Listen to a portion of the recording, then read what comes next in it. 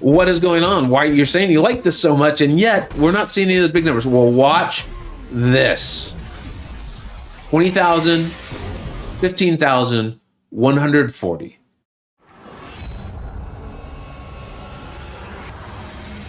Hey, welcome back to the channel. All right, it's time to cover the buff for Iceman. Now, I know the buff was a while ago, but I've recently ascended mine, and I just don't think this received enough coverage. I think he's still a very underrated champion. We're going to look at fights. We're going to show you everything. We're going to show how to play the SP1, the SP2, the SP3, signature ability, recoil friendly, the whole thing. And we're going to do this in about 4 or 5 fights, and then we'll show a conclusion at the end where I utilize the tier list, kind of show you about where I rank him. But I've taken my own to rank 5 and ascended. So clearly I think he's very good. Now, we're going to start off here because this guy can just shut down evade, right? I have mine at Sig 200, so he's going to start off the fight with a pretty long cold snap there, the cold snap debuff. And when that is on, the opponent just cannot evade. This isn't like an ability accuracy thing or anything like that. And then we are going to continue to refresh it from the SP1. And now some of you are like, dude, you just sent him to an SP3. This could be a really big problem. Well, when Iceman has his ice armor buff up, he can only take, I think it's 5% max from damage from one source. Now, you want to be a little bit careful with this because like I tested against Bullseye recently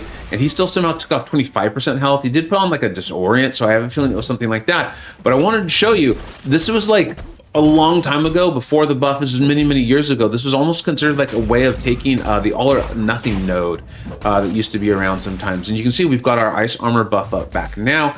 This is also a nice part of the signature ability, but we'll cover that more a little bit later in the video. And I'm just going to be continuing to throw this SP1. Now, just kind of talk it through here. The final hit inflicts a cold snap debuff, which is what we're seeing. It does deal damage at rank 5 and ascended, 5,803.5. Don't forget that 0.5 energy damage over 14 seconds. And then the final hit inflicts these 2 frostbite passives, and you can see those up there too. Now, we're also going to get those when we crit, and with my signature ability, when we have the cold snap up, we're going to get, I think it's a 100% chance whenever we crit to get one up. You can explode those in various ways. I know I'm going to show a clip at the very beginning showing a rather large explosion off of the SP2 doing a significant amount of damage.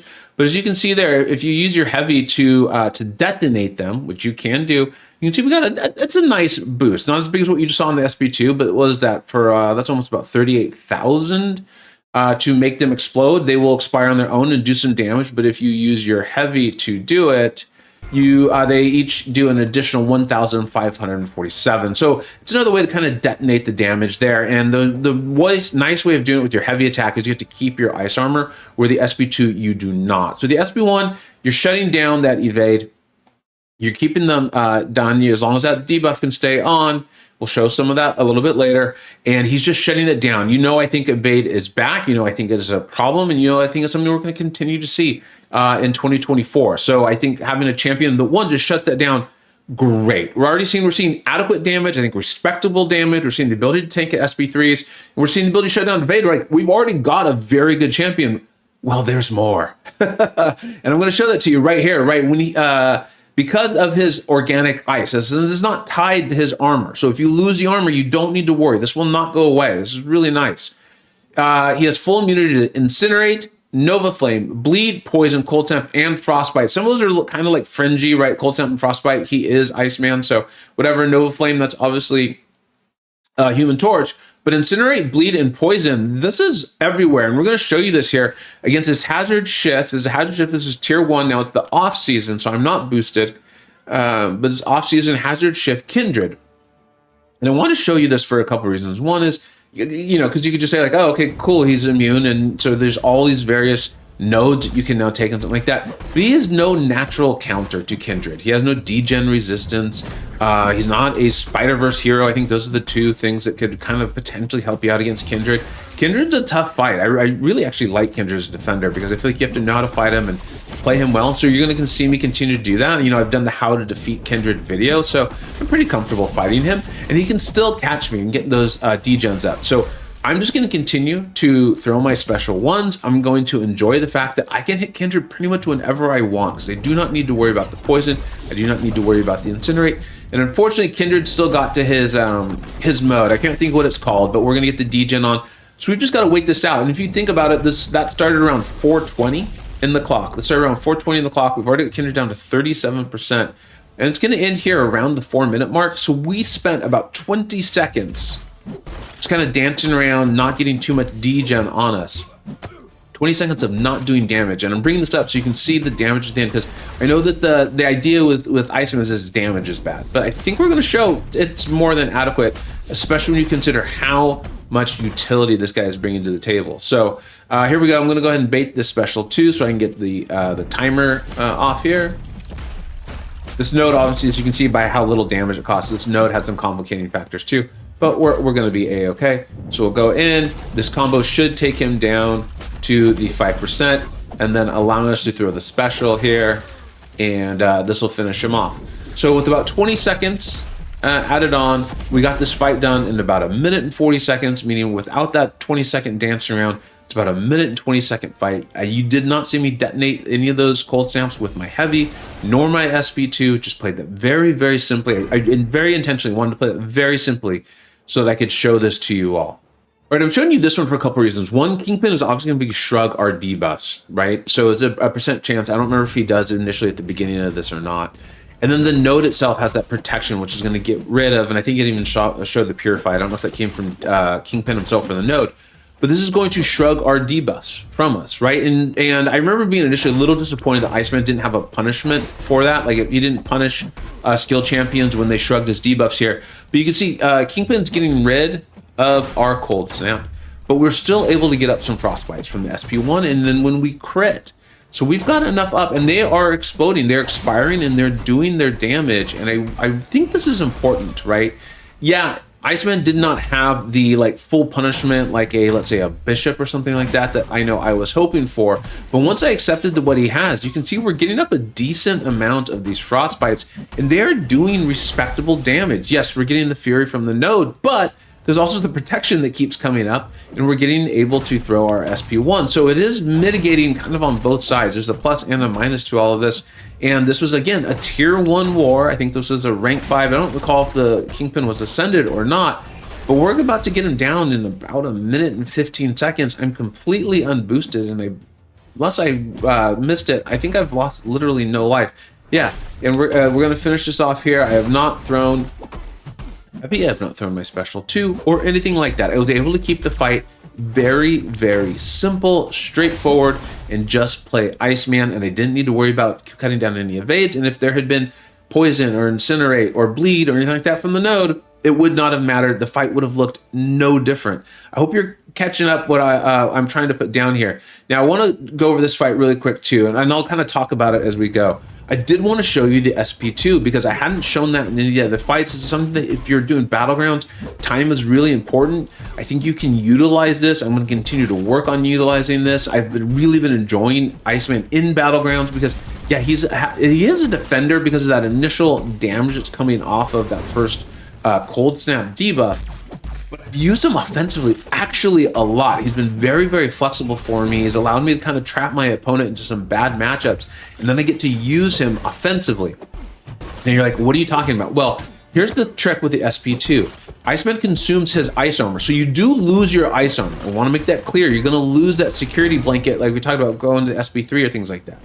All right, but it'll come back. It will come back. It's not gone forever. But he's consumed his ice armor for a plus 5,803 attack rating for the duration of this attack. Well, remember, when he loses his ice armor, all those frostbites are going to explode. So right now, this fight looks like it's not going terribly, but it's not really going shockingly well, right? There's not been any big bursts. You know me, I like big yellow numbers. I like big red numbers. You're like, Vega, what is going on? Why you're saying you like this so much, and yet we're not seeing any of those big numbers? Well, watch this. 20,000, 15,000, 140. What is that? 175,000 if my math is correct, just from a single SP2 from Iceman, and this was totally normal, totally natural, no tricks. Yeah, I did have a bit of a synergy team there with Archangel increasing his damage during specials, I think by like 20% or 12% attack rating, but this was all very normal. You can do this. You can do this. I think my boy Iceman's got some damage. I do not think we can go around calling him pillow hands anymore. You just got to know how to set it up, and you got to be willing to use the SP2, get those frostbites going. And again, this is not a damage machine. I'm not trying to call him like this isn't Sunspot.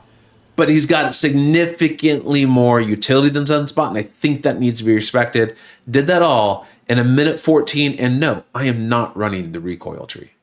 Okay, I did work a lot of the signature ability into the video itself, but I want to just explicitly cover it, and then we'll cover the recoil ability too, so I can do it with a timestamp. Ice Armor refreshes 3 seconds faster. It's just a Sig 1. I think that's really nice. I don't know if I'd use an Awakening Gem on him just for that, though, because, you know, that's a safety mechanism. That's if you're making, potentially he's concerned about making mistakes, and it comes back, I think it's like 15 seconds faster or something like that too. So that's really nice. But in today's game, I wouldn't use Awakening Gem unless you just have an abundance of them on purely that. If you're taking Sig 200, then I think it makes sense, and here's why.